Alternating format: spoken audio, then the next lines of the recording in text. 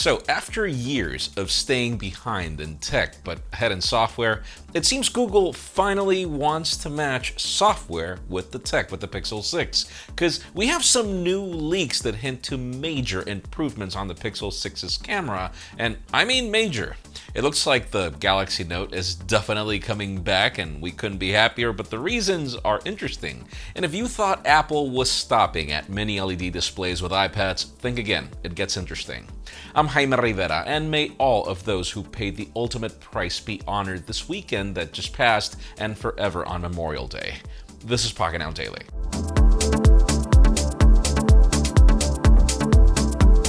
Yes, today is Memorial Day, and therefore we've got some Memorial Day deals to kick off the week, because somehow in the United States that's actually a thing.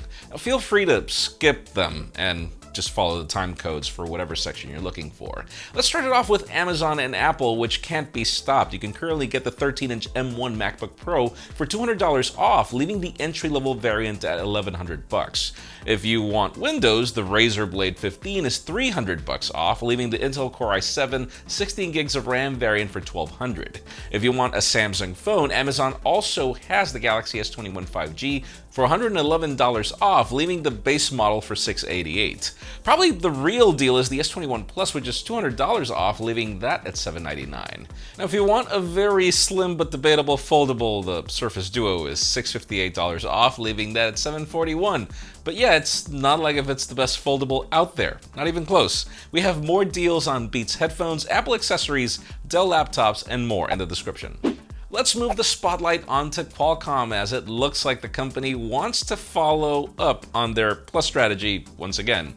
As per usual, we get the Snapdragon 888 back in December on Xiaomi's Mi 11, but now it looks like the Snapdragon 888 Plus is in the works. We have some new benchmarks that come from Geekbench, and just as a reference, the 888 was codenamed Lahaina, and now we have some new benchmarks with the same codename, but they include new specifications. The benchmarks show 4 low-power cores at 180 GHz, 3 Cortex A78 clusters at 2.42, and a single performance core at 3 GHz. Now, if you're wondering what the difference is, well, the regular 888 offers 2.84 GHz in that performance core instead of 3. The device used for this test was using pretty standard specifications, 6 gigs of RAM, and running Android 11. And we got 1171 in single core and 3704 in multi-core.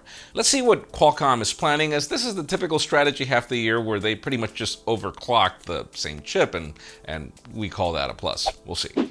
Now let's shift focus onto Apple and iPads, particularly when it comes to displays. After years of rumors, we finally got an iPad with a mini LED display, but if you remember, the narrative last year was that Apple would only launch a few iPads with mini LED displays because they would be moving on to OLEDs.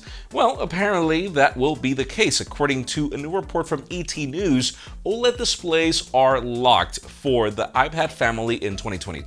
Now, the report only mentions that Apple gave the green light for OLEDs to come to the iPad, but we don't exactly know which ones will get it. Most likely it'll come to the Pro lineup, hopefully the iPad Air, and somewhere down the line the regular iPad. Apparently, these displays will come from both Samsung and LG, and this adoption of OLED displays would boost a healthy expansion for the global OLED market, as we know that Apple just dominates the tablet segment. They just don't. I mean, tablets don't really sell that crazy. But anyways, we'll see if more reports hint to this as well. So far, the adoption of mini LED doesn't seem quite complete. We wonder why that move anyways. Let's move the spotlight onto Samsung and the Galaxy Note. Yes, we finally have an update on the lineup. So far, we were concerned on how we didn't even have a codename, and Samsung came out and confirmed that the Note is not dead, but that we won't be getting one this year at least. Well, we have a new tweet from Ice Universe with a poll asking whether you want the Note back next year. Well, Tron, who has a pretty neat track record, quote, tweeted this and said that the Note will be coming back. He claims that Samsung is currently discussing the matter as the market response to the S21 Ultra with S Pen along with the sales data has not met their expectations.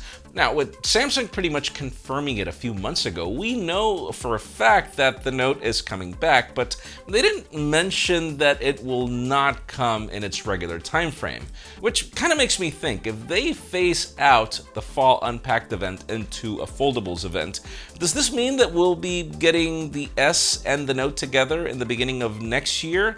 Or are we getting an extra Unpacked? I mean, it's kind of confusing, but we're kind of far anyways.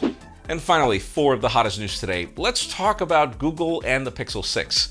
We've got multiple reports so far on what we can expect for this phone when it comes to design and even internals, and now we've got some more details from Tron once again. On the tweet from a few days ago, he mentions that the Pixel 6 will bring a gimbal-like Steadicam mode, a bigger sensor provided by Samsung, not Sony, like previous leaks mentioned, and a custom NPU and ISP done by Google, better than the ones we got on the Pixel 5. Finally, Tron mentions that we can expect big improvements when it comes to video, which is always an area where Pixels have lagged behind, even when it was at the top of its game when it came to photography, and let me not remind you of that moment where they said that the telephoto was their way to go. But just to expand on where we're getting here, Google is probably going to follow the Vivo strategy where they included a gimbal-like stabilization, which really is just a more improved version of OIS on their camera sensor. And since we're getting Google Silicon here, the NPU and the ISP will be built in specially for the Pixel, unlike whatever is inside the latest Snapdragon. Also, keep in mind that this processor might not be the most powerful when it comes to performance, but it is still in flagship territory. Google might be, trying to make it as stacked as possible when it comes to video and photography, which is a great approach. I mean, they're good at that. But regardless, in today's question, let us know. What do you think about a gimbal sort of stabilization on the Pixel 6? Because really, stabilization does help improve, video stabilization as you walk. That's all fine, but it also helps cameras get faster, significantly faster, and you're also more, you get more peace of mind when it comes to taking a photo in blurry or fast speed situations. So I see a lot of benefits here, but I'll tell you this much, from using the 12 Pro Max, the only benefit you get on that phone is that photos are taken slightly faster, but not that much. So I just hope that's not an excuse to make the phone a lot more expensive. But that's just me. Leave us a comment down below. We'd love to know your opinion. Friends, again, if you want to get the news earlier, follow us on Pocketnow.com and subscribe to our channel for more videos like this one. You can also follow us on social media, so our extended coverage happens on Instagram. And follow me on my personal handles to see me celebrate Memorial Day the right way. Please give this video a thumbs up if you like what you saw. I'm Jaime Rivera. Thanks so much for watching. We'll see you tomorrow.